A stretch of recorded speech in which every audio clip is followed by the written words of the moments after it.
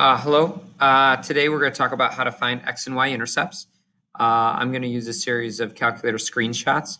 For an activity we're going to do later on, you might need your graphing calculator. And if you have any questions, feel free to ask. So if I want to find an X-intercept graphically, if I'm looking at the graph, it's going to be where my line or curve intersects with the X-axis. So if you look at the graph that I have in front of us, you can see I've kind of already little marked points, and I think this is at -2, and this is at +2. I'm going to have two different X-intercepts, and we can have more than one. Now, I typically try to write all my intercepts as coordinates. So the first one would be at -2, 0, and the second one would be at a +2, 0. So again, if I'm looking at a graph, I'm just really looking to see where it crosses the x-axis. Now, we can also find x-intercepts from looking at a table of values. So if you get a graph and it's very difficult to see where that curve or line crosses the x-axis, sometimes your table of values can clue you in on that. So what we need to do is every x-intercept has a y value of 0, every single one. Okay, so if you look at your table of values and you identify the x values that have a y value of 0, at 2 and -2, you can see that the outputs are a 0. I know those have to be x-intercepts. If I were to plot those points, those would wind up on the x-axis every single time. So again, these would be my x-intercepts. All right, there are no other places where I get a y value of 0. Therefore, I only have two x-intercepts. Okay. Lastly, if I want to find the x-intercept algebraically, I've said it a few times already, the y value is 0. So what we can do, and I'm going to do this on my screen, f of x is the same thing as saying y equals.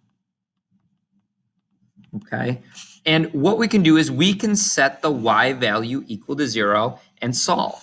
Okay, so if my x-intercept has a y value of 0, I'm going to make it so that the y variable is 0 in my problem. And now I can solve what's left. So we have to use some inverse operations. Add the 4 over to the other side. I get x squared equals 4. Now, I don't know if you remember from your algebra days, it's been a little while, but if I want to get rid of a squared, I need to use a square root. And more importantly, whenever you introduce a square root into your problem, you have to have plus or minus. So the square root of 4 is 2. So I know my x-intercepts are going to be at x equals -2 and x equals +2.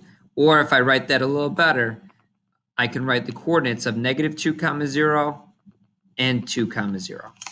Okay, so that's everything that you need to know about x-intercepts. From a graph, it's where it crosses the x-axis. From a table, it's where the y values are 0. And algebraically, since the y values are 0, you can set y equal to 0 and then solve what's left, and it will give you those x-intercepts. Shifting over to y-intercepts, we're going to do everything very similarly, right? If you take a look at a graph, a y-intercept is the y-coordinate, or is the point where it crosses the y-axis. So if I do this, now this is going to cross the y-axis at a point of, I think it's -4, okay? But we're going to double check that because right below this, I have a table of values.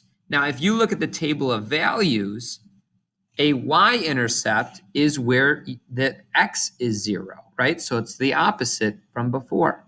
If you take a look at where I have this big red arrow here, it's 0, -4. Anywhere where you have an x value of 0 will be where the y-intercept is, okay?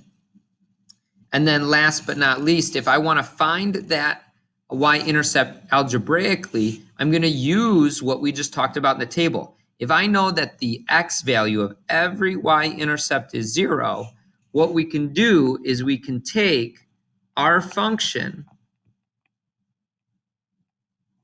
and instead of setting y equal to 0, we can set x equal to 0. So I would have a 0 squared minus 4, or in this case, 0 squared is just 0 minus 4, and I know my y-intercept is at negative 4. So, and I'm going to write that a little better as a coordinate. This would be my y-intercept. So again, to review, if I want to find a y-intercept, it's where it crosses the y-axis on a graph.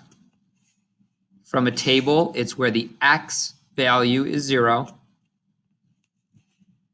And if I do it algebraically, because the x value is 0, you can change your x variable into a 0 and then evaluate it, and it will tell you where your y-intercept is every single time.